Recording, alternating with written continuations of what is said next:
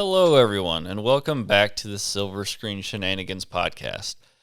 My name is Devin, and today we're going to be following up on the earlier podcast of Rocky with its sequel, simply known as Rocky 2.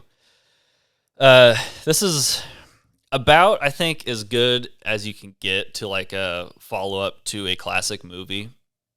There are a couple really solid like sequels out there, like Back to the Future 2 and like Aliens. And this is definitely up there as well. There's a kind of keeps up with like the humble attitude of the original. Some of the same story beats are used again, but this is kind of par for the course of Rocky. Like this is how the formula is set up. Take it or leave it. The acting is once again phenomenal by each character. And it sort of still implements the story beats and like characterization and the plot of the first movie and just like builds on it. And I think that's always definitely a plus for a sequel. So this one picks up like immediately, like literally minutes after the first movie is over. Apollo barely sneaks out the win against Rocky. And then they're both loaded up in ambulances and taken to the hospital because these two guys are just beaten. Like you can see in their face, like I think the makeup department did a pretty solid job just to see how much like their faces have like sort of swelled up because like just after repeated punches to the face. And so they're in the hospital and after the 15 round fight, they're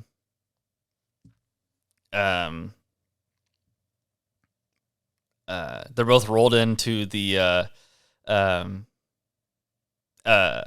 hospital. Couldn't think of the word.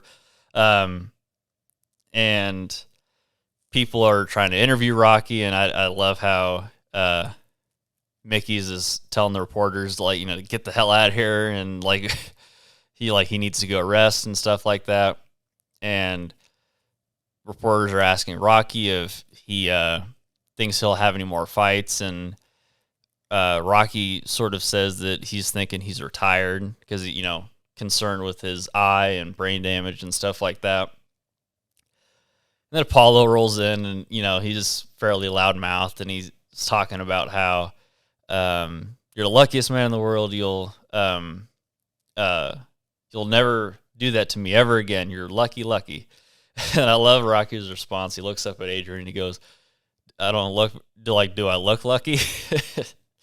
Just there's like in every Rocky movie there's little comments like that they're so like innocent and like humble, just that make Rocky just a pretty cool character. So they both are having surgery and stuff. Rocky has surgery on his eye. And they fix his broken nose. And that night, while they're both healing up, like during the middle of the night, Rocky goes to Apollo's room and kind of opens up the door. And he asks Apollo, "Did you give me your best?" Like just wanting to know, asking the champion, "Did you give it your all?" And Apollo says, "Yeah, I did." And Rocky declines to a rematch and says he just wants to quit boxing and go back to his sort of humble life. Afterwards, Rocky proposes to Adrian, which is a pretty sweet moment in front of the like the tiger enclosure at the zoo, as it's snowing, which is pretty nice. They have the wedding ceremony.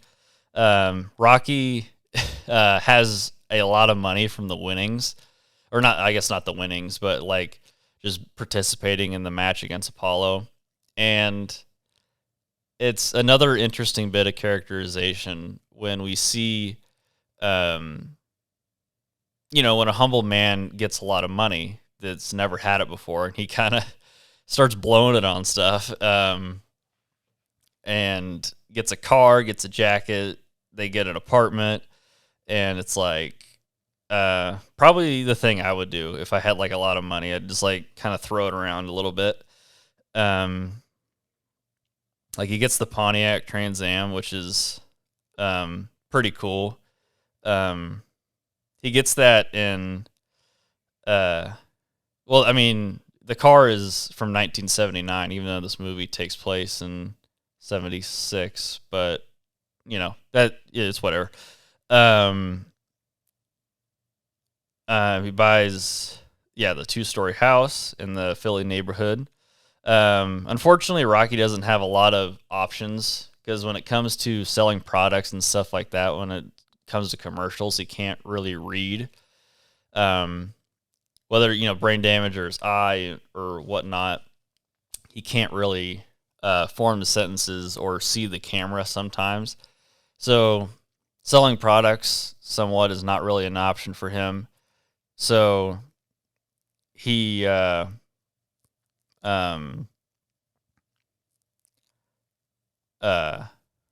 whether it's like selling men's cologne in like ridiculous costumes, he just can't do it. Rocky's tried to get a job at like the meatpacking industry, like where Paulie is, but budget cuts lead him to get laid off. He goes and helps out around Mickey's gym, and some fighters like seem to lost a huge amount of respect for him because like he was at the top, he went toe to toe with the champ, and now he's just kind of sweeping the floors around. Adrian, now pregnant, returns to her old job at the pet store.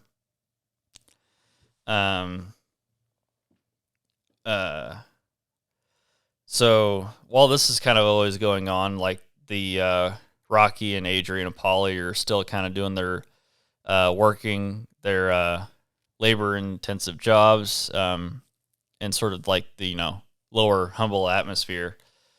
While that's all going on, we cut to Apollo and like his big mansion house, and he's been receiving just tons and tons of like hate mail about like the split decision win over Rocky, filled with anger and frustration. Just saying that and thinking to himself that I won, but I didn't really win. Like I won by the decision, but it didn't really feel like a win to him. So he wants to desperately fight Rocky again. He wants to prove himself that he's the champ, that that fight was a fluke, 1 in a million. His trainer, Tony Duke Evers, urges him, like just pleads with him to just find a new opponent, and he's all wrong for us, I think, is one of the lines he says. I love the line too. I think he says exactly, he's all wrong for us. I saw you beat that man like I ain't never seen no man get beat before, and he kept coming after you. I think that's another moment that makes Rocky so cool, that like he just will not give up. He's always gonna keep coming after you. So Rocky also himself begins to have second thoughts about the fight. Was it just a fluke? Could I go all the way again? Could I actually beat Apollo? And struggling with money, they get challenged for a rematch. It's on for Thanksgiving in 1976, and the training montages begin once again. Mickey again is unwilling to train Rocky because of his bad eye. Like there's a moment where like Mickey I think smacks Rocky in his face, and Mickey's like, "You didn't even see that coming, did you?" He's like, and that was from an old geezer like me. What do you think the champ's gonna do to you? Just all of his lines are just amazing. But nothing will ever top like Mickey's like line from the original where he says like while training, "You're gonna eat lightning and crap thunder." Like all time best.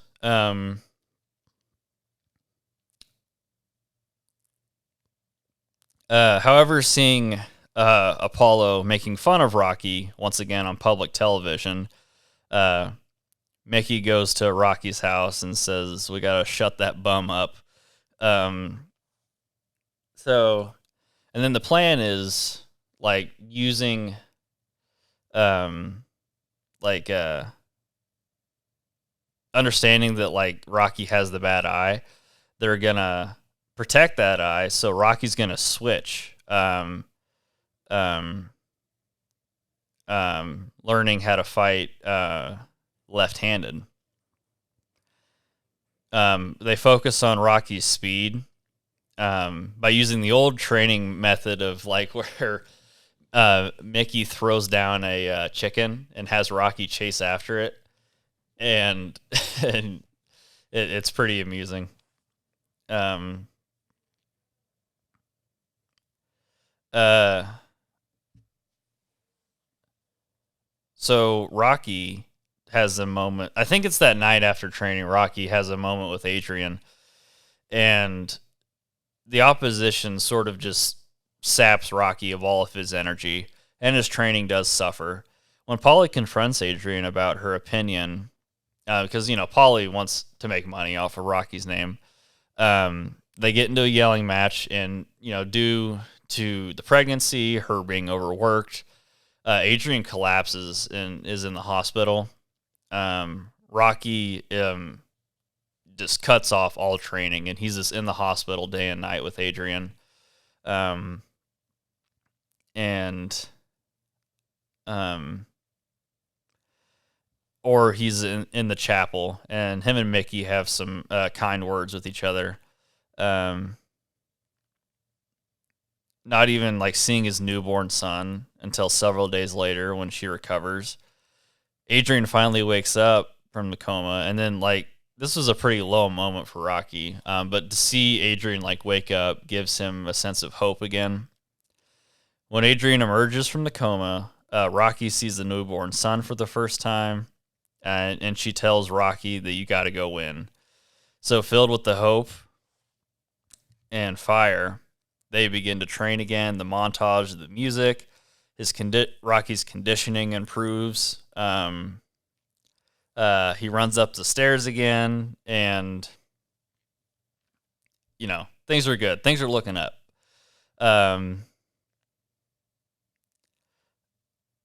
The fight begins once again, where Rocky and Apollo are just in an intense battle, just exchanging punches. Once again, going pound for pound. Unlike the first match, though, Apollo gets off to a fast start, knocking Rocky to the ground twice within the first 2 rounds and building a huge lead when it comes to punches. However, throughout the fight, Rocky just continues to pound away at Apollo, turning the fight into another brutal battle like their first exchange. Once again, at the end of the 15th round, Apollo's trainer begs him not to try to go for the knockout, as he can win simply by avoiding Rocky, because he has the punching advantage. Most likely due to Apollo just being quicker on his feet.